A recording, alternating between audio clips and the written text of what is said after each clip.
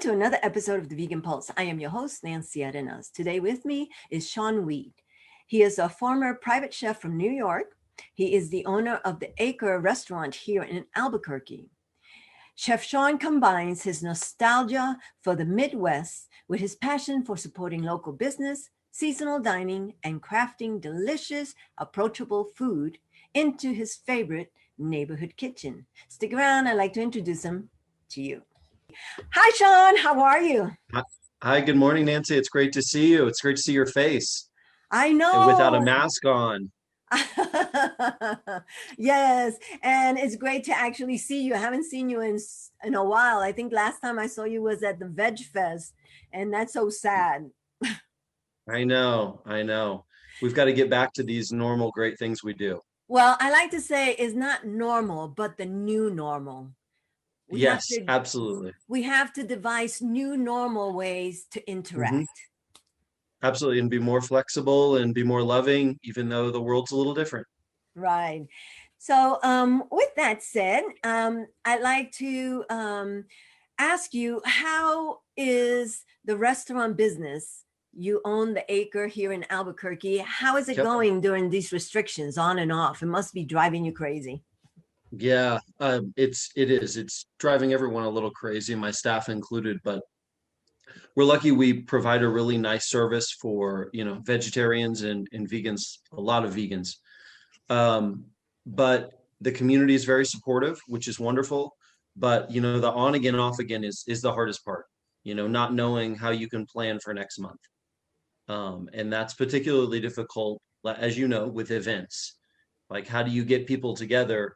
Virtually, you can do that with talking, but with food, how do you get food to people?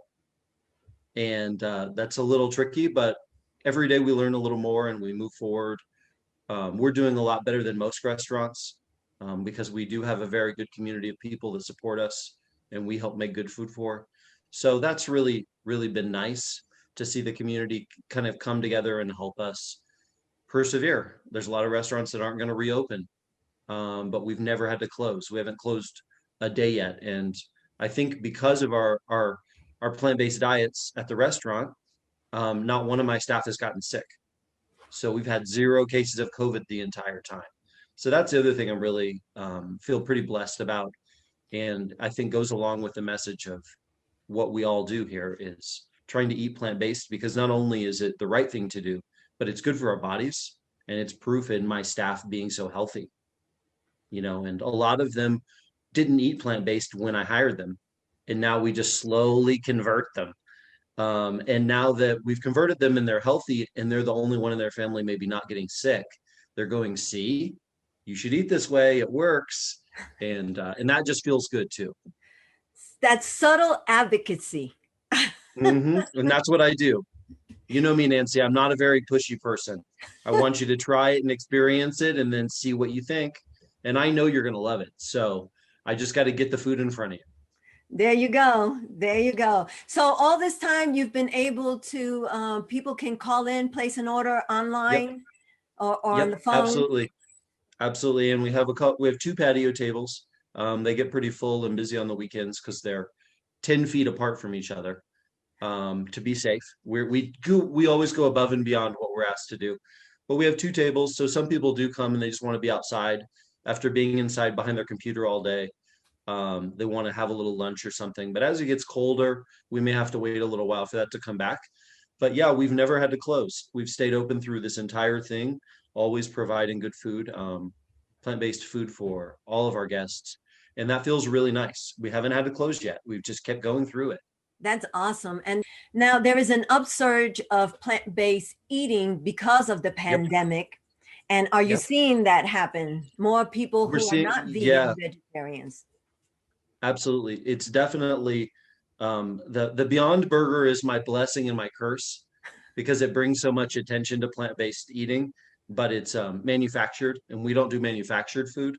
So that part to us is a little like, but it is bringing this curiosity about the kind of cuisine, which is just amazing. We have so many regular, I call them regular people, normally carnivorous people calling and saying, what's this all about on the phone? And Ju- it's it's really nice to hear the curiosity and to That sort of direct them to get a little foot into it and see what they think. And then when they come to pick up their food, we have a little conversation, a little dialogue, and kind of explain to them what they're about to eat and why it's important if they care, or just explain why it's delicious, which they always care about. let's just call them all pre-vegans. That's what I do. Pre-vegans, I like that. You should coin that. That's what You I should call coin them. that. Pre-vegans, I like it. No, but Pre-vegans. yeah. But I mean, Nancy, you and I have had many conversations that, the community needs to really be accepting of people that are just starting on the journey and not be so critical so that they get embraced and feel loved and they feel the compassion that we're all sharing instead of feeling shamed that maybe they're not there yet. And And, and, our and that, restaurant is our yeah, restaurant's very open about that. So, and I know you are. yeah. I mean, because ultimately the message of veganism is love. So it has to be in Absolutely. everything you do. I mean, it's not Yes, just in being vegan, but it's also interacting with love and compassion to everybody you meet, or with everybody absolutely. you meet. So, Absolutely. And especially these times where people are so isolated. They right. don't need another negative thing in their life. They need positive, they need community, they need love. They Right. need someone to hug them through food. Yeah. That's the way I look at it. We're putting a loving embrace and a kiss into the food and we're sending it off so that they get to have it. Love and compassion as you're cooking. Those are your thoughts. Uh, Yep. those are your movements. It's everything that has to do with kindness that goes into your food.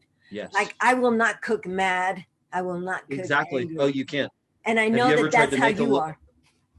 you ever tried to make a loaf of bread when you're upset? No. It won't rise. It'll be awful. It's like a disc. It's just you can't do it. You have to be in the right mind state.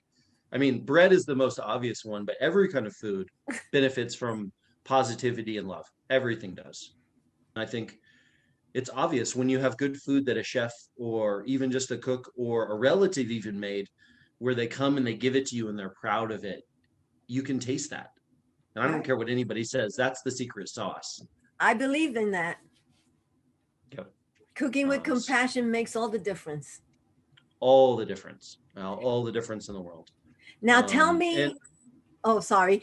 Go no, ahead, go ahead. finish your sentence and I'll ask you my question. I was just saying that that's one of the things that you and I have linked us together is that belief, and it's just awesome to share that with somebody. Yeah, it's great. So tell me a little bit about your holiday recipes, holiday offerings Yes, that you're going to be having for people who may not want to cook or absolutely. stuff like that. So, so this year was a unique one. Usually around the holidays, we have these big, huge meals to bring everyone together. And it's just a big community around the holidays. But since we couldn't do it this year, we did two sort of options for people. We've got individual sort of take and serve or take and bake kind of meals, which we're noticing a lot of our non-vegans are picking up for their curiosity for one, or for their relatives that are coming who may be vegan. So they can give them a full experience. And then for people that really want to just dive in, we have like a preset meal for them, where they get, a starter, they get an entree, they get sides, they get dessert. And some of it's kind of typical. We do an amazing portobello mushroom gravy that goes with mashed potatoes. That's just kind of typical and delicious. But then we have some cool things like this year we're doing a red quinoa stuffed acorn squash that's been baked with a little bit of organic maple syrup. Got dried cranberries, pecans, just unbelievable. So just a little bit of your traditionals with something a little more fancy, maybe. I kind of want our vegans to feel like when they get to sit down, instead of getting four steamed vegetable sides, they're actually the ones with the really fancy looking dinner this year. Was kind of my take on it, so that they create a little envy to the people that are eating dry turkey. Instead they've got this beautiful, vibrant, smelling, delicious kind of food that maybe it'll attract some curiosity at their table. So we'll see what happens. Food that actually celebrates the spirit Yes, of Christmas, which is love, right? absolutely. Yeah, So, absolutely. It's the perfect season for us this time of year. This will be our fourth year open. has been the busiest time because it's so in the front of people's minds of being compassionate, being loving. And this year we've got to bring that to them because they can't bring it to us. So it's funny, but it's actually cool. It's nice. And also people are very appreciative this year that we're doing what we're doing, because not everybody has time to really cook proper food. And they know when they come to us, they get really nutritionally dense food, that's not only got love, but lots of vitamins. And, we do organic whenever we can. So they're just getting really high quality, good food, which is awesome. But also it's what we need because who wants to get sick? Nobody. Nobody wants to get sick. So eat the best you can right now. Right, because you need to keep your immunity system up. Yes. You want to, I mean, and when you consume whole based plant foods, it's Yep. nourishing your body. Absolutely. From the core out. Yeah. It's keeping you, it's filling you with love, with kindness, compassion, because you don't have dead, tormented souls going into your body. Absolutely. Absolutely. And, it's, you're getting it right from the source. You're getting the vitamins right from the earth, the minerals, the plant proteins, all of the good stuff you're getting directly. There's nobody between you and the food except me and the farmer. So, but you have to have somebody in between you unless you want to grow your own garden. So before we go, so you were chosen as the best vegetarian. Tell me about In, yeah, restaurant. the best vegetarian restaurant for 2020. Gosh, I forget what year it is. I know. I've got COVID mind. But yeah, we won again. We took second place last year, but since we've been open, with the exception of last year, we've been the best vegetarian because they don't have a vegan category in the city. And then this year as well, we worked really hard last year and through the beginning of 2020. We put together an over 100 vegan wine list, Wow. which, as far as I know, is the only one in the country. And we submitted it to Wine Spectator, and they gave us a restaurant award for it. Ooh, So congratulations. that was a really big undertaking, because we had to contact a lot of um, winemakers themselves to make sure the products were made the right way, because they're not necessarily going to advertise it because a lot of these producers are so small. They don't have a big marketing team out there pushing what they're doing. So you have to actually pick up the phone and go, "Hey, Jim from such and such vineyard, tell me about your winemaking process," and then they talk to you and you have this great dialogue and you find out either they're vegan or they're not, or they're just sustainable or whatever. But we went for 100% vegan. And it felt really good to do that. We had some wines before that were organic or sustainable, but weren't vegan.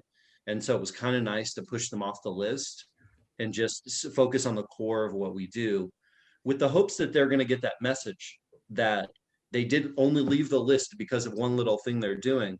And maybe they'll want to earn their way back on it. That's my hope. Awesome. Well, Shawn, always a pleasure to see you. Always Pleasure a to see you. pleasure to have. Here's my air hug.